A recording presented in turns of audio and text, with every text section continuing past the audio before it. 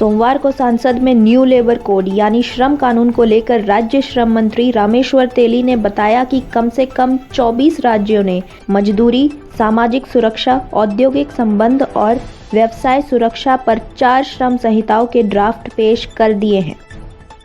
दरअसल केंद्रीय श्रम और रोजगार मंत्री भूपेंद्र यादव ने इस महीने की शुरुआत में कहा था कि लगभग सभी राज्यों ने 4 श्रम संहिताओं पर मसौदा नियम तैयार कर लिए हैं और नए नियमों को उचित समय पर लागू किया जाएगा।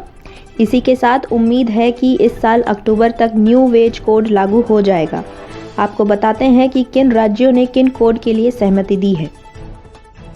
वेतन या मजदूरी संहिता यानी द कोड ऑन वेजेस 2019 के लिए उत्तर प्रदेश, गुजरात, गोवा समेत कुल 31 राज्यों ने इसे अपनी सहमति दी है।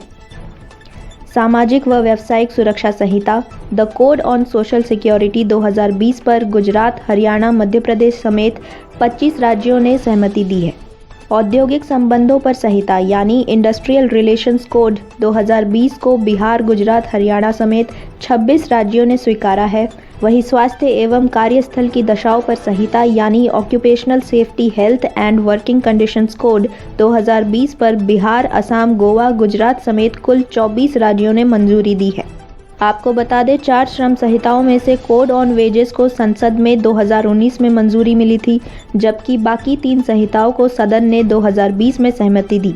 अब राज्यों के मोहर के बाद चारों श्रम संहिताएं एक साथ लागू किए जाने के लिए तैयार हैं। अब जानते हैं कि वेज कोड के नए नियमों के लागू होने से क्या बदलाव आएंगे। वेज कोड एक्ट के लागू होने से कर्मचारियों का सैलरी स्ट्रक्चर बदल जाएगा।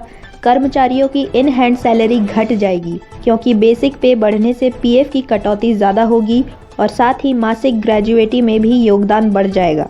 यानी इन हैंड सैलरी घटेगी ज़रूर, लेकिन कर्मचारियों की रिटायरमेंट पर ज़्यादा रकम मिल पाएगी। कंपनियों में कर्मचारियों का CTC यानी कॉस्ट टू द कंपनी कई तथ्यों पर निर्भर करता है, जैसे basic salary, PF, gratuity, LTC, home loan इत्यादि। नया वेतन कोड नियम लागू होने पर कंपनियों को ये तय करना होगा कि बेसिक सैलरी को छोड़कर CTC में शामिल किए जाने वाले दूसरी चीज़ें 50% से ज़्यादा ना हों। ऐसे में कंपनियों को अपने कर्मचारियों के सैलरी और CTC को लेकर काफ़ी मेहनत करनी पड़ सकती है।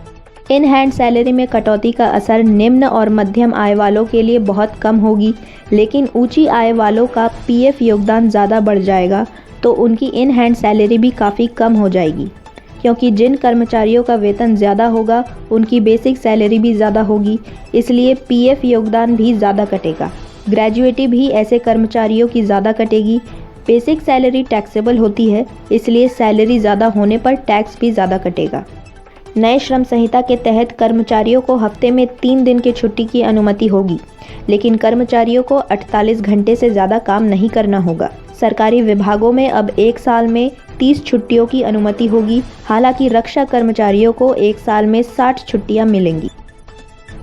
अन्य खबरों के लिए देखते रहें भारत एनालिसिस।